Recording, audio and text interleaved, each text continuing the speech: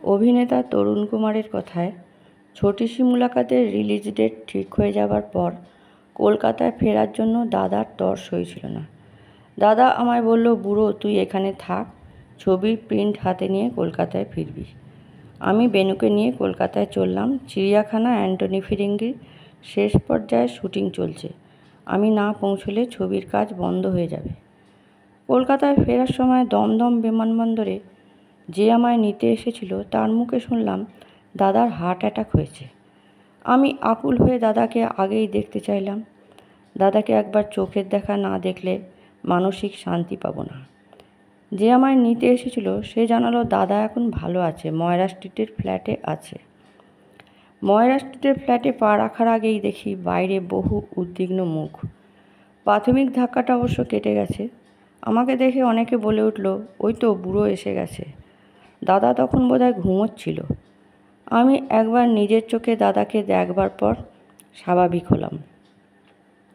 Drawing রুমে এসে বেনুকে জিজ্ঞেস করলাম, দাদাকে নিয়ে এত কাণ্ড ঘটে গেল কী করে? বেনু বলল, যেদিন দাদা বোম্বে থেকে রওনা হয় সেদিন আবহাওয়া ভালো ছিল না, বেশ ঝড় হচ্ছিল, বৃষ্টিও পড়ছিল সমানতালে। দাদা এমনিতেই প্লেনে চড়া তেমন পছন্দ করতো না। বহুদিন সময়ের অপচয় গেছে জেনেও দীর্ঘ পথ ট্রেনে পাড়ি দিত। সেদিন প্লেনটা ঝড়ের মুখে পড়ায় দাদা বেশ ভয় পেয়ে গিয়েছিল। ঝড়ের দাপটে প্লেনটা একবার নাকি বাম্পও করে। দাদা ভয়ে সিটিয়ে গিয়েছিল সেই সময়। সকলেই তখন আতঙ্কে কাঁপছে। পাইলট তখন বুদ্ধি করে ফোর্স ল্যান্ডিং করে পাটনায়। ঝড়ের দাপট কিছুটা কমার পর যাত্রীদের নিয়ে প্লেনে ফিরিয়ে আনেন দমদম বিমানবন্দরে। বিমানবন্দরেই গাড়ি রাখা ছিল। দাদা নাকি গাড়িতে বসে প্রথম বলে, বেনু আমার শরীরটা ভালো লাগছে না, বুকে কেমন যেন অস্বস্তি হচ্ছে, ফ্ল্যাটে গিয়ে বিশ্রাম নিতে হবে। এমনিতে দাদা কিছুটা চাপা স্বভাবের মানুষ, খুব অসুবিধে না হলে মুখ ফুটে কিছু বলে না।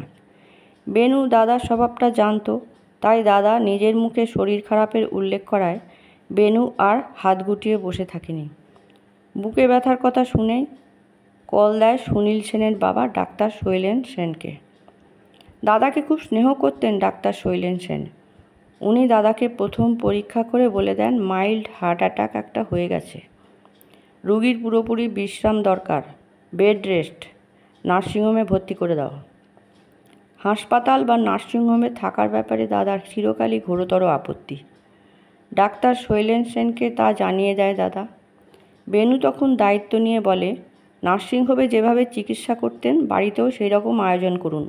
আমি দায়িত্ব নিলাম রোগীর যাতে বিশ্রামের কোনো ব্যাঘাত না ঘটে। পরে আরেকজন নামী ডাক্তার যোগেশ ব্যানার্জি, তিনিও একই পরামর্শ দিলে শুরু হয়ে যায় চিকিৎসা। বেনু শেষে বলে, এখন ডাক্তার জানিয়েছে সংকট পেরিয়ে গেছে, তবে এখন শুটিংয়ে অংশ নেওয়া যাবে না, এমনকি বাড়ির বাইরে অন্তত সপ্তাহ দুয়েক না বেরোতে পারলেই ভালো হয়।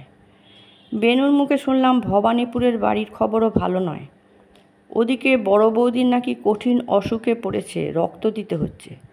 বেনু নিজেই বলল, আমি দাদাকে সামলাচ্ছি, তুমি বৌদিকে দেখো, বড় বউয়ের কিছু হলে কিন্তু তোমার দাদাকে বাঁচানো যাবে না। বেনুর উপলব্ধি যে 100% সত্যি তা আমিও মনে প্রাণে বিশ্বাস করতাম।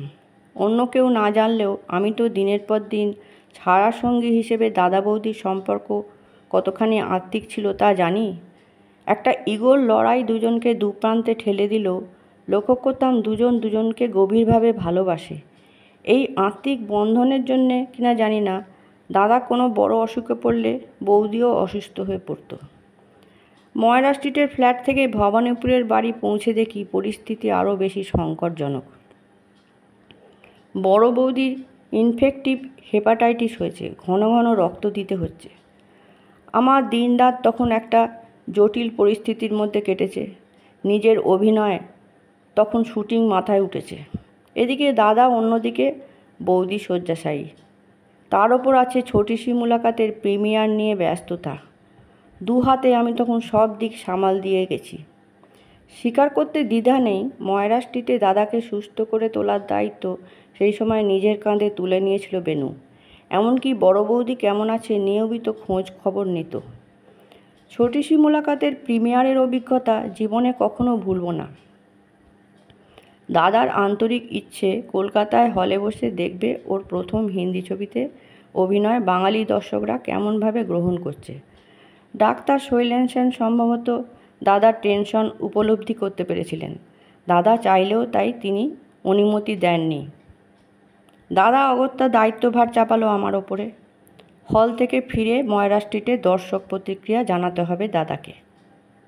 ছোটি সি মুলাকাত দেখে আমার মনে কিন্তু ছবিটার সাফল্য ঘিরে কোনো রকম অনিশ্চয়তা জাগেনি। বাঙালি দর্শকরা তাদের গুরুকে হিন্দি ছবিতে দাপটের সঙ্গে নাচ গান অভিনয় করতে দেখে উচ্ছ্বাসের বন্যা বইয়ে দিল। আমার মুখে তা শুনে দাদাও খুব খুশি হয়েছিল। মুহূর্ত কয়েকের জন্য অসুস্থতা উধাও হয়ে গিয়েছিল দাদার শরীর থেকে। কিন্তু বিধি বাম, অন্যান্য সার্কিট থেকে একের পর এক দুঃসংবাদ আসতে শুরু করলো। পূর্ব ভারত ছাড়া সর্বত্র মুখ থুবড়ে পড়েছে ছোটি সি মুলাকাত। দাদার স্বপ্নের করুণ পরিণতি। সমুদ্র সমান দেনায় ডুবে গেল দাদা। সাফল্যের সোনার হরিণ ধরার জন্য নিরুপায় হয়ে দাদা বহু মানুষের কাছে বিভিন্ন অঙ্কের দেনা করেছিল। ছবি হিট করলে শুধু আসলে সব মিটিয়ে দেবে, এটাই ছিল দাদার বিশ্বাস। কিন্তু ছোটি সি মুলাকাতের চূড়ান্ত ব্যর্থতা দাদার সব স্বপ্ন পরিকল্পনা উল্টে পাল্টে দিল। ব্রিজ সামনে আজ শিখে উঠল দাদার, আবার ঝাঁপিয়ে পড়ল কাজের জগতে। সেই সময় নিতান্ত অকিঞ্চিৎকর অভিনয় মন সাড়া দিচ্ছে না সেই রকম ছবিও দাদা হাতছাড়া করেনি। দিন পিছু যে পারিশ্রমিক মেলে টাকার অঙ্গে তাই বা কমপি, দেনার দায় এক টুকরো তো কমবে।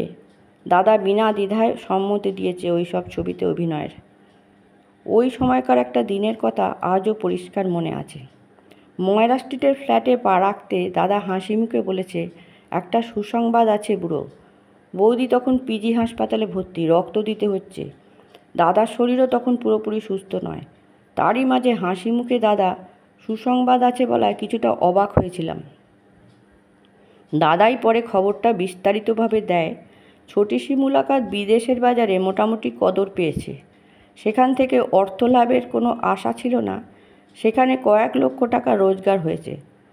দাদার ধারণা হয়েছিল বিদেশে ছোটি সি মুলাকাতের ব্যবসার অন্যতম কারণ বার্লিন ফেস্টিভ্যালে নায়ক আমন্ত্রিত হওয়া। আমারও অযৌক্তিক মনে হয়নি দাদার সেই ধারণাটা। আগেই বলেছি দাদার হার্ট অ্যাটাকে দুটো ছবির কাজ শেষ পর্যায়ে আটকে গিয়েছিল। মানিকদা নিজে বলেছিলেন, উত্তম, ডাক্তার যদি নিষেধ করে তবে তোমার এখনই চিড়িয়াখানায় শুটিং করতে হবে না। আমি না হয় ততদিনে অন্য কোনো ছবির কাজ শুরু করি। দাদা মুগ্ধ হয়েছিলেন মনিকদার ব্যবহারে। পরে ঘটনাটা শুনিয়ে বলেছিল, বুড়ো, একজন পরিচালকের সঙ্গে অভিনয়ের এমন একটা সুসম্পর্ক বজায় থাকা দরকার। ছবি তৈরি একটা টিম ওয়ার্ক। ইউনিটের একজন কেউ অসুস্থ হলে বা বিপদে পড়লে অন্যজনকে তার পাশে দাঁড়াতে হয়। ওইভাবেই গড়ে ওঠে পারস্পরিক সৌহার্দ্য। আর এমন সুসম্পর্ক যে ইউনিটে থাকে তাদের ছবি উন্নত মানের হতে বাধ্য।